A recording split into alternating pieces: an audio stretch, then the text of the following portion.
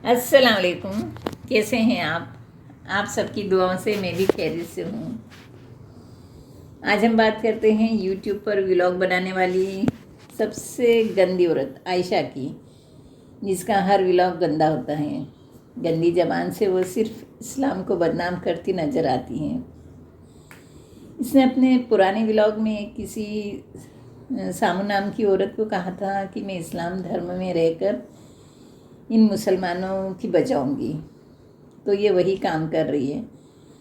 नाजिया के हस्बैंड बाबू भैया को ये औरत रामू काका कह रही है।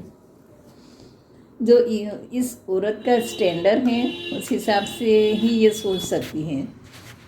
निम्न वर्गीय परिवार में ऐसा ही होता है। बच्चे पैदा करके माँ पर छोड़ दिया जाता है। बाप को बच्चों से कोई लेना देना नहीं होता है, क्योंकि ज़्यादातर इस वर्ग के बाप नशे में धुत रहते हैं। इसी वर्ग को यह औरत बिलोंग करती है। दूसरा मध्यम वर्गीय परिवार और तीसरा उच्च वर्गीय परिवार होता है। इन दोनों वर्ग के परिवारों में बच्चों की बाहरी जिम्मेदारी ज़्यादातर बाप ही उठाते हैं। मॉल हो, बीच हो या कोई भी प्रसिद्ध घूमने की जगह हो, वहाँ बच्चे अपने बाप की गोद में ही नज़र आते हैं। अभी हाल ही में अंबानी फैमिली में जो प्री वेडिंग का प्रोग्राम हुआ, उसमें अंबानी अपनी बेटी के बच्चों को गोद में लिए हुए थे। रणवीर कपूर आलिया भट्ट की जोड़ी देख सकते हैं। ज़्यादातर रणवीर कपूर अपनी बेटी को गोद में लिए होते हैं। क्या ये सब रामू काका हैं? अपने ही बच्चे की परवाह करना, उसे प्यार करना, सुरक्षा देना, बच्चों को अपनी छत्र छाया में रखना, ये कौन सा रामू काका करता है? बच्चों के प्रति बाप का प्यार तो जैसी औरत कभी नहीं समझ पाएगी। एक परिवार में बाप ही सब कुछ होता है। वो है तो परिवार बनता है। परिवार का वजूद ही बाप से होता है, जिसे तू अपनी गंदी जबान से रामू काका बना रही है। तेरे घर में तेरे पति की औकात एक रामू काका की ही है, इसलिए सब तुझे वही नज़र आते हैं। अपने एक व्लॉग में सीता स्वयंवर की कहानी सुनाकर पता नहीं किसे और किस कौम को इम्प्रेस कर रही है। यह वो कहानी है जो हर भारतीय बचपन से सुनता आ रहा है।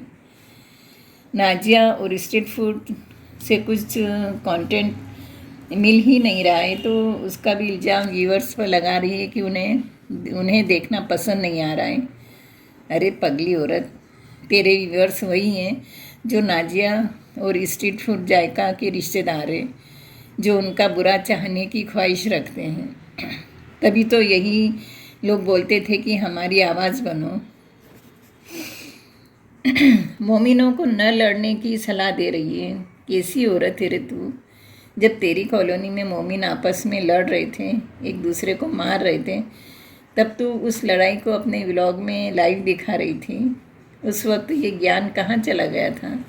दिमाग की बत्ती बाद में जलती है तेरी। अगर हम एक ऐसे देश में रहते हैं जहाँ अलग अलग धर्म के लोग मिलजुल कर रहते हैं, वहाँ एक दूसरे के धर्म को जानना, एक दूसरे के रीति रिवाज को समझना ज़रूरी है। तभी तो एक दूसरे के धर्म की इज्जत कर सकेंगे, मान सम्मान कर सकेंगे। एक मोमिन का साथ जरूर देता है, और ऐसा नहीं है कि एक मोमिन और दूसरा दूसरे धर्म का है, वो आपस में लड़ रहे हैं तो मोमिन का साथ देगा। नहीं, मोमिन सच्चाई का साथ देगा, सही का साथ देकर इंसाफ करेगा। यहाँ हिंदू मुसलमान बाद में हैं, पहले हम भारतीय हैं। इंस्टाग्राम एक प्लेटफॉर्म है, वो एक देश नहीं है। इस प्लेटफॉर्म को हिंदू मुस्लिम या सांप्रदायिक तुझ जैसे व्लॉगर्स बना रहे हैं, जिनका मकसद सिर्फ पैसा कमाना है। आयशा, जिस सीमा पा की तू बात कर रही है, वो असल में है क्या? अगर वो लंदन की अरबपति हैं, तो वो उसके देश पाकिस्तान की गरीबी को मिटा क्यों नहीं देती? पाकिस्तान दूसरी कंट्री से लोन लेता है तो वो तेरी सीमा पा से ही ले ले। पाकिस्तान में उसे कोई गरीब व्लॉगर्स नहीं नज़र आया। भारत की एक आयशा ही नज़र आई, जिसकी गरीबी मिटाने में वो लगी है। वो लंदन की अरबपति है, बिजनेस करती है, उसे इतना वक्त मिल जाता है कि तुझसे घंटों बात कर ले। हमारे अंबानी साहब भले ही बेचारे करोड़पति हैं, पर इतने व्यस्त होते हैं, इतनी मेहनत करते हैं कि उन्हें अपने परिवार के लिए भी वक्त नहीं मिल पाता। तू कह रही है कि आप तो जानते हैं ना कि पाकिस्तानी खाने कैसे होते हैं, तो क्या सीमा पाकिस्तानी खाने में नमक की जगह डायमंड का पाउडर डालती हैं और हल्दी मिर्ची की जगह सोने चांदी का पाउडर डालती हैं? सीमा आपा मुसलमान तो हो ही नहीं सकती, क्योंकि तूने उम्रा करने गए जायरीनों को कुत्ता बोला था। जब रियाज की अम्मी के हाथ में कट लग गया था तब तूने रियाज को गंदा इशारा करके बोला था कि उसे कहाँ कट लगा है। अगर सीमा आपा मोमिन होती, सच्ची मुसलमान होती, तो वो यह अच्छे से जानती कि ये दोनों बातें एक मुसलमान को कितना अपमानित कर सकती हैं। जिस तरह से वो तेरा सपोर्ट कर रही हैं, तुझे पाल रही हैं, उससे ऐसा लगता है वो मुसलमान नहीं है। हाँ, वो लंदन में किसी अमीर फैमिली के यहाँ मासी का काम कर रही होगी, जो मुसलमान फैमिली होगी। वो लोग भी सीमा आपा का बुढ़ापा देखकर कम काम करवाते होंगे, जैसे सिर्फ खाना बनवाना, बच्चों को स्कूल से लाना ले जाना। बाकी वक्त में सीमा आपा फुर्सत में रहती होगी तो आयशा के वो व्लॉग देखती होगी जिसमें वो इस्लाम का मजाक बना रही है या मर्दों को बुरे बुरे कमेंट्स बोल रही है। सीमा आपा को इसके गंदे इशारे, गंदे तरीके से आंखें मटकाना, मोमिन भाइयों को गंदा बोलना सब अच्छा लगता होगा।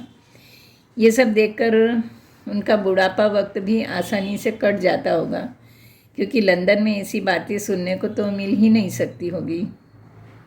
खुदा के लिए आयशा और सीमा आपा, तुम दोनों अपनी अतृप्त आत्माओं को इस्लाम को बदनाम करके तृप्त मत करो और न ही गद्दारी करो, क्योंकि आयशा अपनी कमाई का जरिया स्ट्रीट फूड जायका और नाजिया को गंदा बोलकर गद्दारी कर रही है, और तुम अपनी उस अरबपति फैमिली की रईसी बता कर यूट्यूब पर नज़र लगवा रही हो।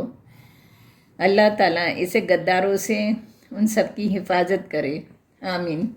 इसी के साथ मैं इस व्लॉग का एंड करती हूँ। मिलते हैं अगले व्लॉग में एक नए टॉपिक के साथ। खुदा हाफिज़।